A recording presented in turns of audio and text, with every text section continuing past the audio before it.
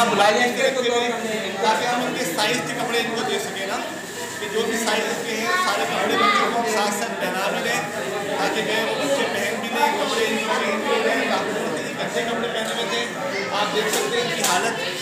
और अब हमारी ख्वाहिश है कि आप ये नए कपड़े पहन लें।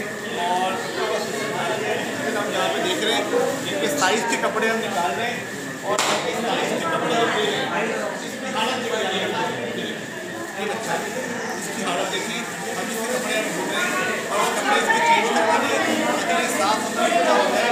इसकी हालत देखो, दिखता है जब से ये बच्चे आए हैं उन्होंने वही कपड़े पहने हुए हैं, कपड़े चेंज नहीं किए।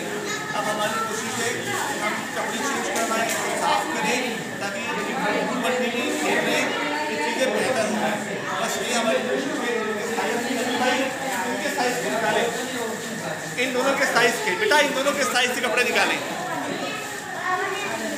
जहाँ पे आगे का देने का उधर निकालें, शलवार कमीज निकालें, पैंट साइज़ नापें।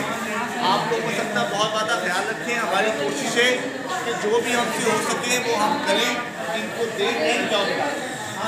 पहन के आओ।